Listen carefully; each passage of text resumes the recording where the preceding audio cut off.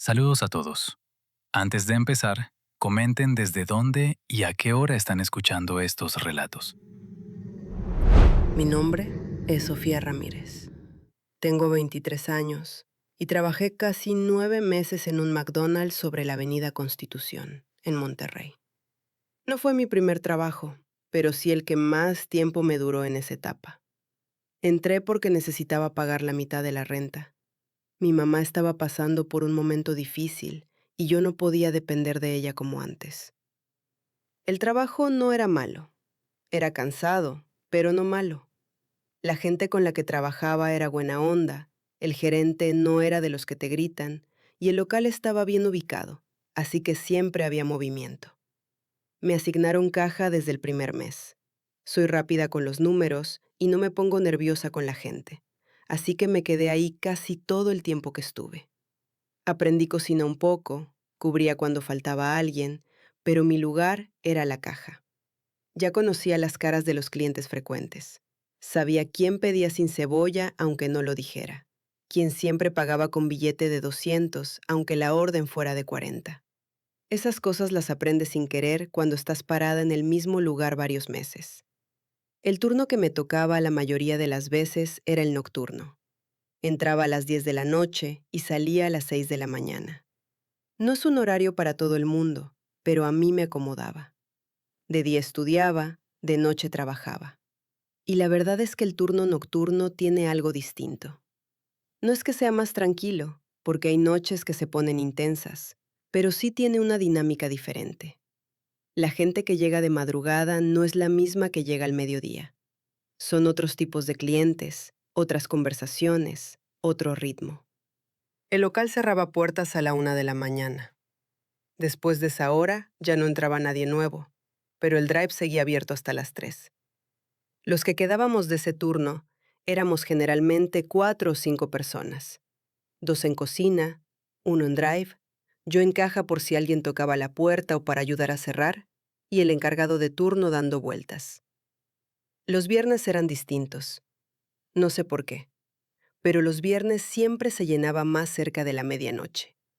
Gente que salía de antros, familias que venían del cine, parejas, grupos de chavos. Era el día más movido de la semana en ese horario. Y entre todo ese movimiento, fue un viernes cuando lo vi por primera vez. Era un señor mayor. Calculo que tendría entre 65 y 70 años. Vestía ropa sencilla, limpia pero sencilla. Pantalón de vestir café, camisa de cuadros. Traía una bolsa de plástico colgada en la muñeca, de esas que te dan en la farmacia. Se acercó a la caja sin prisa, sin mirar el menú, como alguien que ya sabe exactamente lo que va a pedir. Big Mac, papas medianas, café negro. Pagó en efectivo, monedas exactas, sin esperar cambio. Cuando le di la charola me dijo, «Gracias, hijita», con una voz muy tranquila, casi baja, como si no quisiera molestar a nadie. Se fue a sentar al fondo del local, a la mesa del rincón, la que está pegada a la ventana que da al estacionamiento. Eso fue todo. No había nada raro. Era un señor mayor que llegó solo un viernes a la medianoche a comer una Big Mac. En un McDonald's sobre Constitución, eso no es extraño. He visto cosas mucho más raras. El siguiente viernes llegó de nuevo. Misma hora, cerca de las 11:30, misma ropa, o al menos muy parecida. Misma bolsa de farmacia en la muñeca. Se acercó a mi caja, pidió exactamente lo mismo, monedas exactas. Gracias, hijita. Mesa del fondo. Esa vez lo observé un poco más. No porque me pareciera raro todavía, sino porque me llamó la atención que fuera tan exacto. La misma orden, el mismo lugar, el mismo tono de voz. Pensé que era uno de esos señores con la rutina muy marcada. Mi abuelo era así. Siempre el mismo desayuno, siempre la misma silla. Lo que sí noté esa segunda vez fue que no comía. Estaba sentado con su charola enfrente, pero casi no la tocaba. De vez en cuando agarraba una papa, la sostenía un momento, la dejaba. El café no lo tomaba, Solo lo giraba despacio entre las manos, como para calentárselas. Más que comer, parecía que estaba esperando algo. Miraba hacia afuera, al estacionamiento vacío, fijo, sin moverse. No revisaba el celular, no miraba a otros clientes, solo miraba hacia afuera. Cuando levanté la vista después de atender a alguien más, ya no estaba. La charola seguía en la mesa. Él no. Al tercer viernes ya lo esperaba sin darme cuenta. No es que pensara en él durante la semana, pero cuando llegó esa noche y lo vi cruzar la puerta, me di cuenta de que algo en mí ya lo había anticipado. Misma rutina, misma orden, monedas exactas. Gracias, hijita. Mesa del fondo. Esa noche, entre el movimiento, le pregunté a Daniela, una compañera que llevaba más tiempo en el local, si conocía al señor. Le señalé la mesa con la cabeza. Daniela miró hacia allá y me dijo que no veía a nadie. Yo volteé. La mesa estaba vacía. Pero hacía menos de 2 minutos yo lo había visto sentarse. No había pasado nadie por caja, no había ninguna persona caminando hacia la salida. Simplemente ya no estaba. Y la charola tampoco. Como si nunca hubiera estado ahí. Le dije a Daniela que nada, que me había confundido. Pero esa noche no se me fue de la cabeza. El cuarto viernes decidí prestar más atención. Llegó a las 11:42. Lo sé porque miré el reloj justo cuando lo vi entrar. Hizo su pedido, pagó con monedas exactas como siempre, se sentó al fondo. Esta vez me propuse no perderlo de vista. El problema es que en el turno nocturno de un viernes no puedes clavar los ojos en un solo punto. Siempre hay algo que hacer. En alguno de esos momentos lo perdí de vista. Y cuando volví a mirar, ya no estaba. No había sido más de 1 minuto. Me acerqué a la mesa, la charola estaba ahí, el café casi lleno, las papas casi sin tocar, la Big Mac con un par de mordidas. Igual que siempre. Pero esa noche noté algo que antes no había visto, o que antes no había querido ver. Las papas no estaban mordidas, estaban dobladas, como si alguien las hubiera doblado con los dedos, una por una, sin comerlas. Y el vaso del café tenía las 2 manos marcadas, la huella de los pulgares, como de alguien que lo sostuvo muy fuerte durante mucho tiempo. Sobre la mesa había un recibo doblado. No era del McDonald's, era de una farmacia.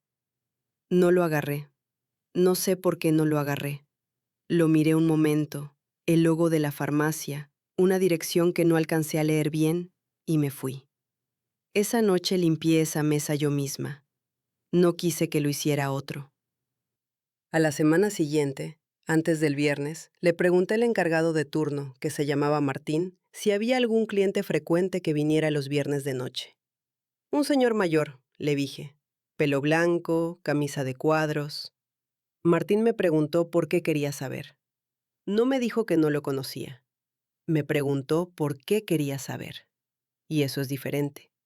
Le dije que nada, que era curiosidad. Martín asintió despacio y me dijo que no recordaba a nadie así. Pero algo en su cara no cuadraba. Era la misma expresión que pone la gente cuando no quiere entrar a una conversación. No incomodidad. Algo más parecido a cuidado. Le pregunté a otros 2 compañeros esa semana. Ninguno lo recordaba. Y no era que no hubieran estado en esos turnos, porque los 2 trabajaban los viernes desde antes de que yo llegara.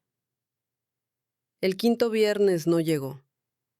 Esperé toda la noche y no apareció. Me quedé mirando la puerta más de lo que debería. Me fui a casa con una sensación que no era alivio. Era algo sin terminar. El sexto viernes tampoco. Y fue en esas 2 semanas sin verlo cuando empecé a notar algo que no había procesado antes. Desde la primera noche, yo era la única que lo atendía. Siempre se formaba en mi caja, aunque la de al lado estuviera libre, aunque hubiera menos fila en otro lado. Siempre venía directo a mí. y yo nunca le había dado importancia, porque en Caja 1 se acostumbra a que los clientes frecuentes busquen a la misma persona. Pero ahora que no estaba, eso me pesaba diferente. ¿Cómo sabía cuándo estaba yo?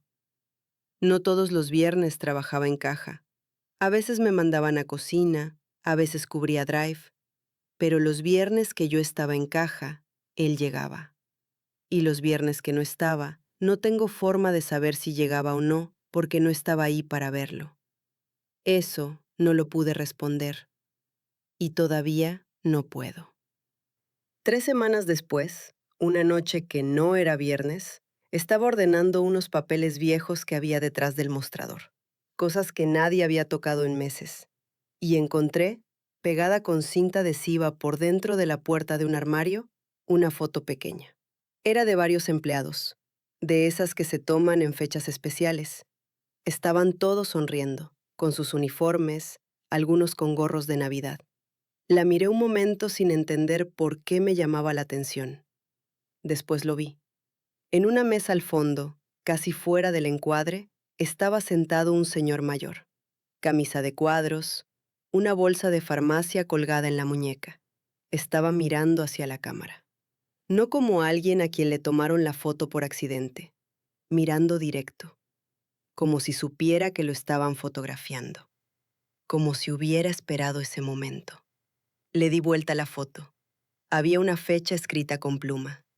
Era de hace 4 años. Me quedé parada ahí un momento sin saber qué hacer. Volví a mirar la foto. Busqué las caras de los empleados si alguien lo estaba mirando a él, si alguien sabía que estaba ahí. Nadie. Todos miraban a la cámara, sonriendo. Solo él miraba diferente. Pegué la foto de vuelta, cerré el armario. Esa noche, cuando salí, caminé rápido hasta el camión. No sé exactamente de qué, pero caminé rápido. Lo que más me cuesta explicar no es haberlo visto. No es la foto, ni que nadie más lo recordara. Lo que más me cuesta es una cosa mucho más pequeña y mucho más difícil de sacudir. Cada vez que le di su orden, él me dijo, «Gracias, hijita». Siempre igual. Siempre con esa voz tranquila, casi en susurro. Y yo en ese momento no pensaba nada. Era automático, como cualquier cliente. Pero ahora, cuando lo recuerdo, me doy cuenta de algo que nunca noté en el momento. Él no miraba la charola cuando se la entregaba. No miraba la comida. Me miraba a mí, directo, con una expresión que yo no supe leer entonces y que tampoco sé leer ahora. No era gratitud, no era amabilidad. Era algo más parecido a reconocimiento, como si me conociera de antes, como si llevara mucho tiempo buscándome y por fin me hubiera encontrado. Y lo que no me deja dormir del todo, lo que todavía hoy se me viene cuando menos lo espero, es preguntarme si él dejó de venir porque encontró lo que buscaba, o si simplemente está esperando que yo vuelva. Si te gustó este relato, podés suscribirte, porque cada viernes subimos nuevas historias. Vamos con la siguiente. Me llamo Ernesto Valdés.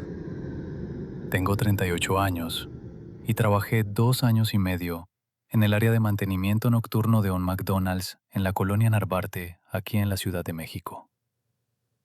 No era mi único trabajo.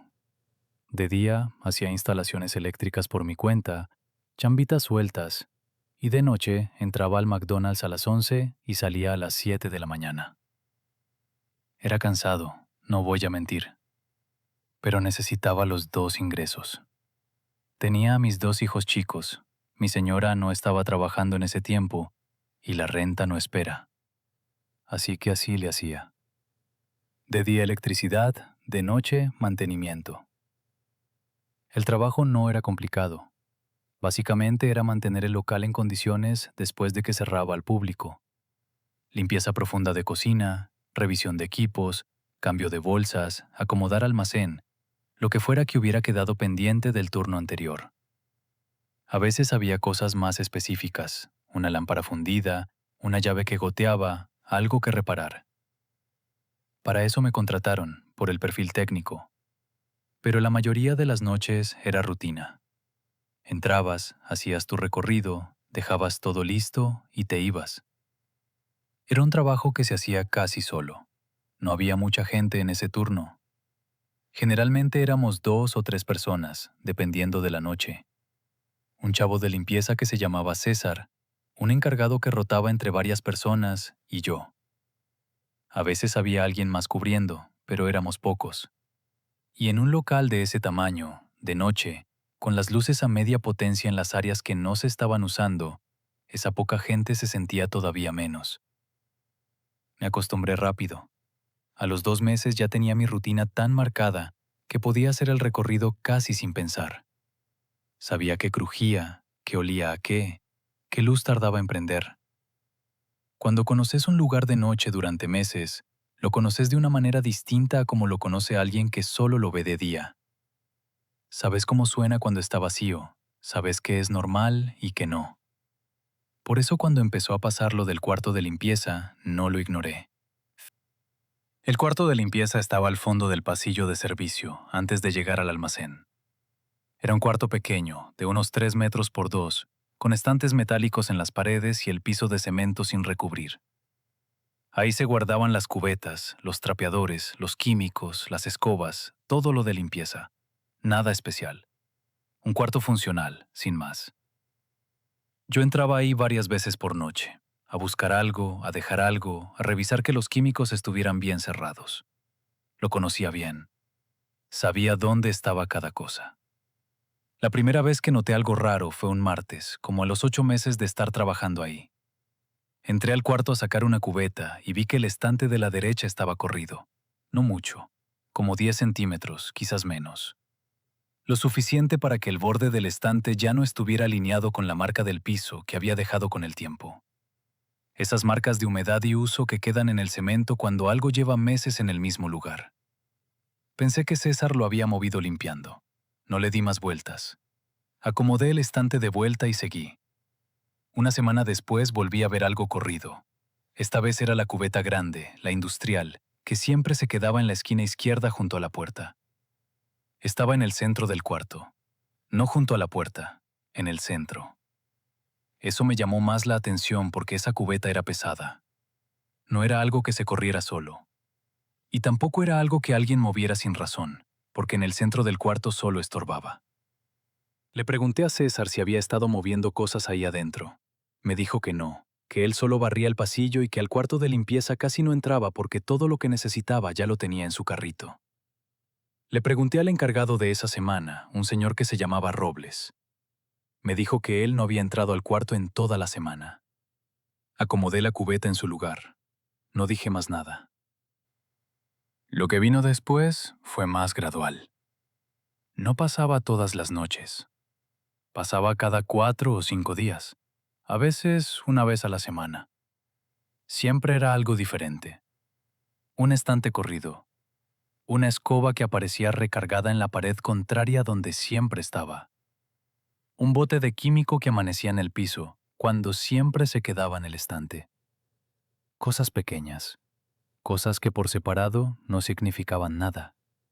Pero yo tenía el hábito, desde mi trabajo de electricidad, de ser muy ordenado con las herramientas y los materiales. Cuando algo no está donde lo dejaste, lo notas. Y yo lo notaba cada vez. Empecé a llevar un registro mental. No escribía nada, solo prestaba atención. Y fui notando un patrón que me costó tiempo reconocer porque no era obvio. Los objetos no se movían de cualquier manera. Se movían hacia el centro del cuarto. No todos al mismo tiempo, no de golpe. Poco a poco, con días de diferencia, las cosas que estaban contra las paredes iban apareciendo un poco más hacia adentro, como si algo las estuviera empujando desde afuera hacia el medio. Eso no lo podía explicar con que alguien limpiaba mal o acomodaba sin cuidado. Eso era un patrón. Fue entonces cuando decidí marcar el piso. Una noche, antes de irme, acomodé todo en el cuarto exactamente como debía estar. Los estantes contra las paredes, la cubeta en la esquina, las escobas en su lugar. y con un pedazo de cinta adhesiva blanca que usaba para marcar cables, puse una pequeña marca en el piso justo en el borde de cada objeto. Discreta, pegada al cemento, casi invisible si no sabías que estaba ahí. Al día siguiente, cuando llegué a las 11 de la noche, fui directo al cuarto antes de hacer cualquier otra cosa. Todo estaba corrido. No mucho, unos centímetros cada cosa. Pero todos, absolutamente todos los objetos que había marcado estaban fuera de su marca. Hacia el centro, como siempre. Me quedé parado en la puerta un momento sin entrar. No sé cuánto tiempo.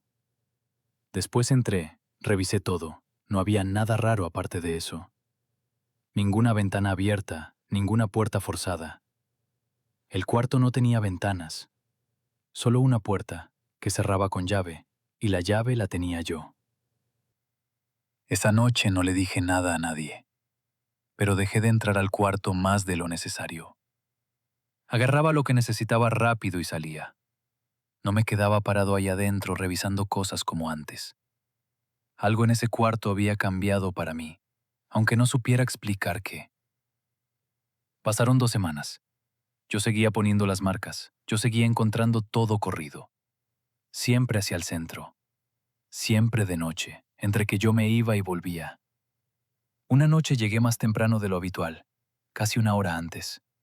El encargado me había pedido que fuera antes porque había un problema con una de las freidoras. Llegué, saludé, fui a revisar la freidora, la arreglé y después, casi sin pensarlo, fui al cuarto de limpieza. Abrí la puerta.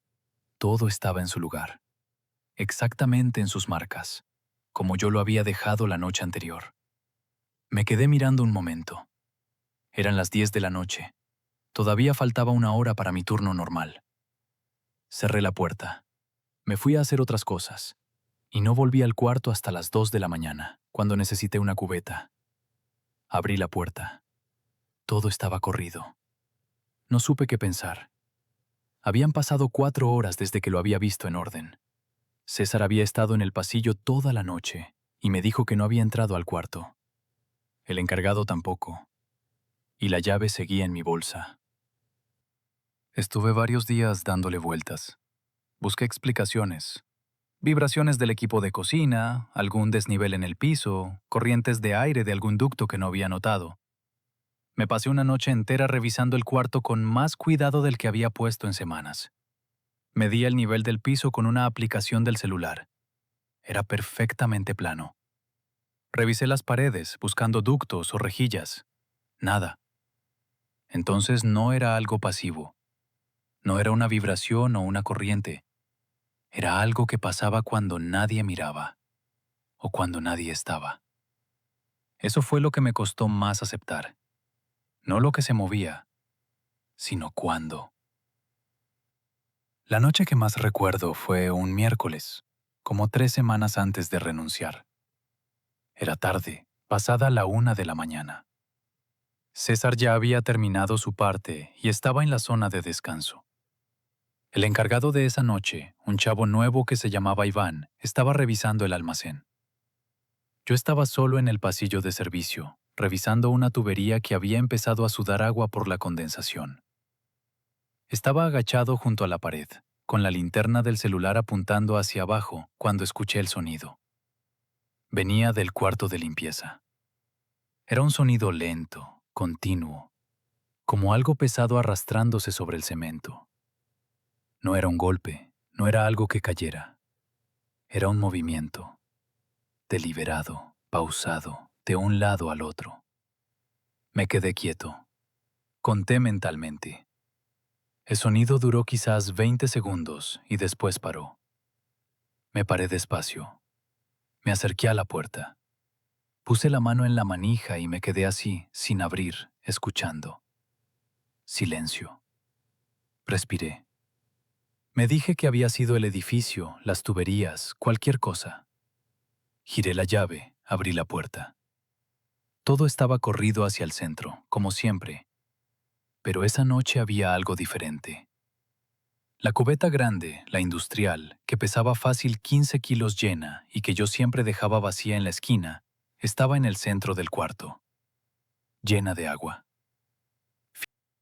Nadie la había llenado. Yo la había dejado vacía esa misma noche, 2 horas antes. No había ninguna llave de agua dentro del cuarto. La única conexión de agua era fuera, en el pasillo. Me quedé mirándola desde la puerta. El agua estaba quieta, limpia, como recién puesta. No entré. Cerré la puerta con llave y fui a buscar a Iván. Le dije que había un problema con una tubería y que necesitaba que alguien más revisara el cuarto conmigo. Iván fue, abrió la puerta, miró adentro. La cubeta estaba en la esquina, vacía, en su lugar exacto, sobre su marca de cinta. Iván me preguntó cuál era el problema. Le dije que nada, que me había confundido. Esa noche no dormí bien. Hablé con Robles a la semana siguiente. No le conté todo. Le dije que había notado que los objetos del cuarto de limpieza se movían y que quería saber si había pasado algo ahí antes. Lo dije así, directo, sin adornos. Robles me miró un momento antes de contestar. Esa pausa duró demasiado para ser una respuesta normal. Me dijo que ese cuarto había sido remodelado hacía como 3 años, que antes era más grande, que lo habían dividido para hacer el pasillo más ancho. Me dijo eso y nada más. Cambió el tema. Yo no pregunté qué había en la parte que habían cerrado, pero esa misma noche, cuando estaba revisando las paredes del cuarto por última vez, encontré algo que no había notado antes. En la pared del fondo, detrás del estante más grande, había una línea vertical en el cemento, recta, del piso al techo. Demasiado recta para ser una grieta. Era una junta, una unión entre dos materiales diferentes, como la línea que queda cuando tapias una puerta. La toqué. El cemento del otro lado sonaba diferente al golpearlo con los nudillos. Hueco. No dije nada. Acomodé el estante de vuelta y salí. Renuncié 2 semanas después. Cuando pienso en ese último mes, me doy cuenta de que algo había cambiado en cómo me movía por ese local de noche. Evitaba el pasillo de servicio si no era necesario. Cuando sí iba, caminaba rápido. Nunca me quedaba parado frente a la puerta del cuarto. La última noche que trabajé ahí, cuando ya estaba por irme, pasé por el pasillo para dejar las llaves. Y al pasar frente a la puerta del cuarto, lo escuché otra vez. El mismo sonido. Lento. Pesado. Algo arrastrándose sobre cemento. Pero esa noche fue diferente. Porque el sonido no venía del cuarto. Venía de detrás de la pared del fondo. De la parte que habían cerrado. Me quedé paralizado. El sonido continuó unos segundos más, pausado, sin apuro, como si supiera que yo estaba ahí escuchando. Después paró. Dejé las llaves en el gancho. Salí sin correr porque algo en mí sabía que correr era peor. Caminé hasta la puerta de calle, la empujé, salí a la noche. Y ahí, parado en la banqueta, me di cuenta de algo que me heló más que todo lo anterior. En 2 años y medio de trabajo, yo había marcado el piso docenas de veces. Había medido, registrado, documentado cada movimiento. Siempre hacia el centro. Siempre el mismo punto. El mismo punto exacto donde estaba la pared tapiada. Lo que estaba adentro no se estaba moviendo sin rumbo. Estaba jalando todo hacia sí. Cada objeto, cada noche, hacia el lugar donde estaba encerrado. No sé qué había detrás de esa pared. No quiero saberlo. Pero hay algo que no me deja en paz desde esa noche. Algo que no le he contado a nadie hasta ahora. Cuando puse las marcas de cinta por primera vez, puse una en cada objeto. 8 marcas en total. A la mañana siguiente, cuando llegué y encontré todo corrido, conté las marcas en el piso. Había 9. La marca extra estaba en el centro del cuarto. Sola. Sin ningún objeto encima. Como si algo hubiera estado parado ahí, quieto, esperando a que yo llegara. Y lo más difícil de aceptar es que esa marca no la puse yo. Si les gustaron estas historias, denle me gusta al video y suscríbanse al canal, porque vamos a estar subiendo un video nuevo cada viernes. Muchas gracias por quedarse hasta el final.